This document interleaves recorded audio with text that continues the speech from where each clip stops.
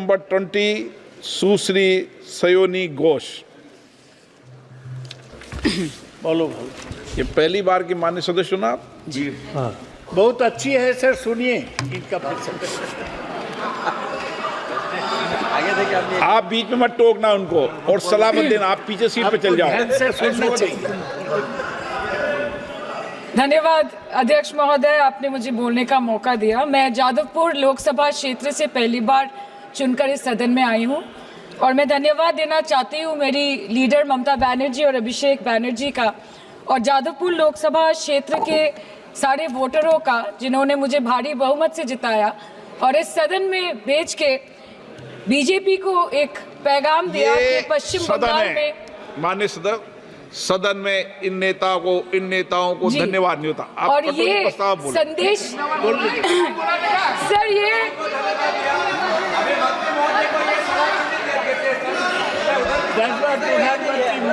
Sir okay sir, no problem sir. Sir मैं धन्यवाद देना चाहती हूँ जादवपुर लोकसभा क्षेत्र के लोगों का जिन्होंने मुझे भारी बहुमत से यहाँ पे जिता के भेजा और ये पैगाम दिया कि पश्चिम बंगाल में नफरत की रणनीति और धोखेबाजी की राजनीति नहीं चलेगी। अध्यक्ष महोदय, मैं उम्मीद करूंगी कि आज आप मुझे पूरा बोलने का मौका दें, क्योंकि हाल ही में हुए नीति आयोग की जो मीटिंग हुई थी वहां पे हमारी माननीय मुख्यमंत्री, जो देश की एकमात्र महिला मुख्यमंत्री भी है, उनका माइक बीच राह में ऑफ कर दिया गया था। वो बंगाल के अरे अभी तो शुरुआत है, ये तो ट्रेलर है, पिक्चर बाकी है। अध्यक्ष महोदय, मैं आपसे ये बोलना चाहती हूँ कि वो बंगाल के हक के लिए यहाँ पे सवाल उठाने आई थी, वो बंगाल के लोगों की बात रख रहे यहाँ पे आई थी, लेकिन उनका माइक ऑफ कर दिया गया। आपके माध्यम से मैं सदन में उपस्थित वहाँ जो बैठे हैं माननीय सदस्य, कोई भी घटना को सर एक लाइन आपका डिलीट करेंगे सर, एक लाइन सर, मैं यही बताना चाहती हूँ कि बंगाल के लोगों का आगे जाके बंगाल की लोग आपके पार्टी की माइक ऑफ कर देंगे। बस एक चुनाव बाकी, आप देख लीजिएगा। Sir, all India Trinamool Congress इस सदन और इस देश का थर्ड लार्जेस्ट ऑपोजिशन पार्टी है और हम आपसे धन्यवाद हम आपको देते हैं कि आपने हमको रेलवे, स्वास्थ्य, शिक्षा और आज ये पशुपालन जैसे महत्वपूर्ण विषय पे चर्चा करने का मौका दिया। लेकिन तृणमूल कांग्रेस आगे जाके देश के हर महत्वपूर्ण मुद्दे पे बात करेगा, चाहे वो चीन का अनैतिक रूप से इस देश में प्रवेश हो या वो 700 से ऊपर आंदोलन जीवी किसानों की। माननीय सदस्य, आप पहली बार बोल रही हैं, मैं आपको हस्तक्षेप नहीं करना चाहता, लेकिन जिस अनुदानों की मांगों पर चर्चा सर अभी आ रहे हैं सर, नीट के घोटाले से लेके जीएसटी के बोझ तक, एयरपोर्ट की छत टूट जाने से लेके रेल पटरी से छूट जाने तक तृणमूल कांग्रेस के सदस्य, हर सांसद देश के हर गंभीर मुद्दे पर चर्चा करेंगे। बस यही आपको बोलना था। Respected sir, Mamati Manush is the Magna Carta of the governance of West Bengal and our party, and I feel truly honored that today I've been given the opportunity to talk on a ministry which is intrinsic to the Mamati Manush of the country. हमारे किसान अपनी मवेशी को, अपनी फसल को माँ की तरह पूछते हैं, जिस खेत में वो हल चलाते हैं उस जमीन को नमन करते हैं। But does this major sector get support from the government? Sir, Indian agriculture supplies around 58% of India's livelihood and is a principal source of income for half of the population, accounting for 17 to 18% of the country's GDP. 70% of India's rural poor depend on livestock and farm animals. But does this sector get what it deserves? इसका जवाब अगर आप देश के किसान से पूछेंगे तो वो आपको यही बात बोलेंगे कि चाय से शुरू हुई थी सरकार और गाय पे अटक गई और विकास की मौसी 10 साल में रास्ते में भटक गई। Sir, exorbitantly high cost of cattle and poultry feed under the mismanagement of this sector by the current government and wholesale fodder inflation hovering between 25% to 28.6% in the last 2 to 3 years, it is a 9-year high. Sir, किसान खुद क्या खाएंगे? अपने परिवार के लोगों का खिलाएंगे? अपनी गाय, भैंस, भेड़, बकरी को क्या खिलाएंगे? सर, ऐसे ही वारदात होते हैं जहां गरीबी से जूझता हुआ एक किसान उसको अपनी गाय भेड़ बकरी को बेचने में मजबूर करते हैं और अंत में जाके वो अपनी खुद की जान ले लेते हैं। सर, पिछले 10 सालों में 1,12,000 किसानों ने इस देश में आत्महत्या की। एनसीआरबी की एक रिपोर्ट के अनुसार 10 साल में हर दिन इस देश में एवरेज में 30 किसान हर दिन अपनी जान ले लेते हैं।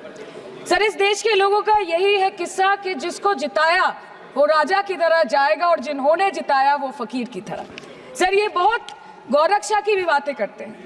देश के लोगों को ये पता होना चाहिए that there is a fodder crisis in India and the union minister has himself stated in a written reply in Rajya Sabha that yes, the country is deficit in fodder. So it means that cows are dying without food in government-owned goshalas, especially the BJP-ruled state.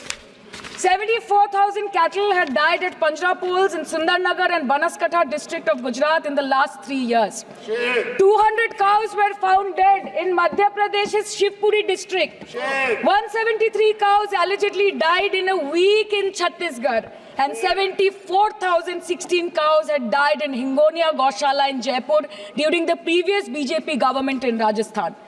तो sir, पहले खाना ही नहीं मिला, fodder crisis, फिर मिल भी जाए तो इतना महंगा कि किसान खरीद ही नहीं पा रहा है, फॉडर इन्फ्लेशन, और सर खाना मिल भी जाए तो पशुओं की बीमारी। उससे मुकाबला करने के लिए इस सरकार ने क्या किया? The Parliamentary Standing Committee on Agriculture, Animal Husbandry and Food Processing presented its report which stated that 32.7 lakh cattle were infected by the viral lumpy skin disease across several states and a whopping 2.4 lakh cattle died within months. ये बोलते हैं कि गाय हमारी माता है पर माँ की रक्षा करना इन्हें नहीं आता है। अध्यक्ष महोदय, हम सब जानते हैं कि इस मिनिस्ट्री के अंतर्गत डेयरी भी आता है और भारत इस पूरी दुनिया में दूध के उत्पादन में नंबर 1 है, contributing to almost 24.46% of global milk production. But since the government has not been able to bridge the gap between demand and supply, it has successfully turned the country from being the largest producer of milk to an importer of milk. In the last 10 years, due to the stagnation in milk production, the gains of white revolution has been systematically whitewashed.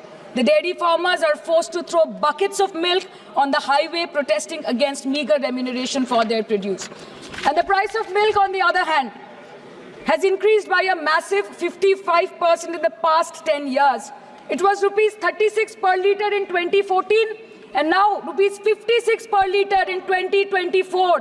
When this government came to power, the first thing the milk producing companies regulated by it did was to increase the price of milk by rupees 2 per litre. This was their revenge on the people of India for not providing a majority to the BJP.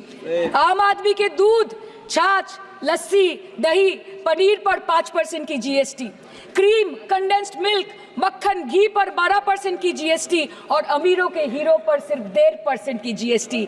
सरकार उनको relief नहीं देती है जो विदेश में जाके milk shake और लाते की चुस्कियां लगाते हैं। ये सरकार उनको रिलीफ नहीं देती जो आम आदमी 2 पैकेट दूध खरीदने से पहले 10 बार सोचता है। सर, बचपन से हम सुनते आए थे कि संडे हो या मंडे रोज खाओ अंडे। India rank 2nd in egg production in the world और अंडे का फंडा यही है सर कि भारत के बच्चों के किस्मत में महीने में एक अंडा नहीं मिलता। मिड डे मील के चलते हफ्ते में अगर एक आध अंडा मिल भी रहा था तो कहीं धर्म के नाम पे तो कहीं महंगाई के चलते उसे बंद करने की मांग उठ रही है। Sir, more than 50% children under the age of 5 suffer from chronic malnutrition in the country and roughly 17% children are underweight, and yet most BJP ruled states do not serve eggs in midday meal scheme. This is the example of Poshan Kal in India. Sir, अंत पे आते हैं मच्छी पे। आप लोगों को ज्यादा पसंद नहीं पर हम क्या करें, हम तो माछे भाते बंगाली है, हमको तो बोलना ही पड़ेगा। And not to forget that 2.8 crore fisher folk are employed directly in catching fish in the country and millions are employed in the value chain of selling fish and aquaculture. India stands 3rd in the world in the terms of fish production, contributing to 8% of global fish production and ranks 2nd in aquaculture production. The PM talks about blue revolution, but this government has allocated only 0.045% funds out of the total budget for the flagship scheme, Pradhan Mantri Matsya Sampad Yojana. Even after this meager allocation, they did not utilize 39% of the funds, and in 23-24, they did not utilize 24% of the funds allocated. और sir, भले ही सरकार को मणिपुर शब्द से allergy हो, but the fact remains that 1.5 years of lack of governance in the state has led to endangering of the fish species in India's largest freshwater body in Manipur, the Loktak Lake. So the government has to generate employment opportunities, investment in areas such as exports, post-harvest processing, and import substitution. It has to deal with adversities like overfishing, depleting of fish stocks, pollution, disease outbreak, destruction of habitat, and climate change. So my own parliamentary constituency has assembly constituencies like Baruipur, Shonarpur, Bhangor, which are heavily dependent on these sectors for livelihood. Main crops grown are wheat, rice, vegetable, fruit, oilseed, pulses, cotton and jute, and animal husbandry is practiced mostly by women in the self-help groups in the South Chobbish Pargona. They rear a wide range of domestic animals, including cattle, poultry, goat, particularly the black Bengal goat and the Pekin duck.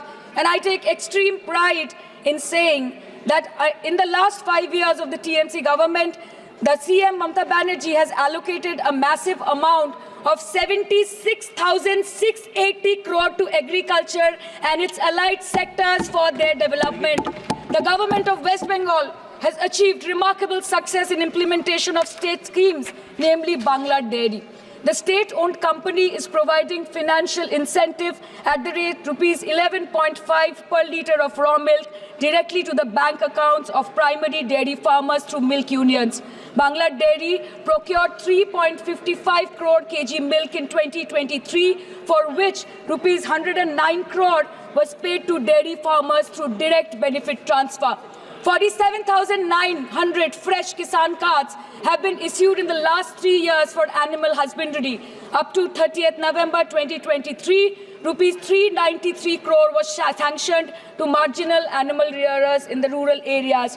Bangla Shosho Bima scheme, a fully state-funded scheme for crop insurance. Total 1.28 crore farmers were enrolled under the scheme during 23-24. 70 lakh farmers got claim settlement worth rupees 247 crore.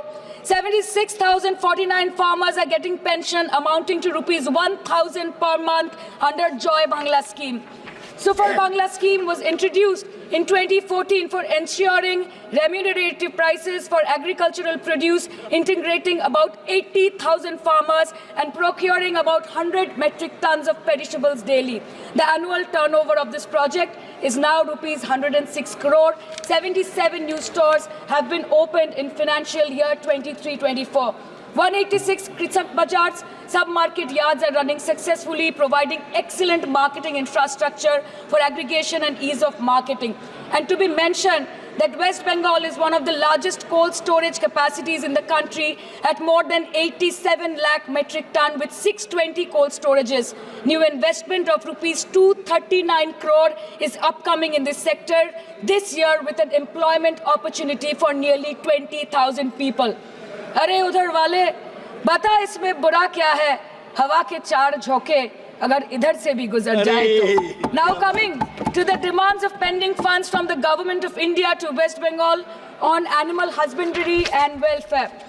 50% of the central share, rupees 12.72 crore for financial year 23-24, being the recurring expenditure for mobile veterinary units is pending with the government of India.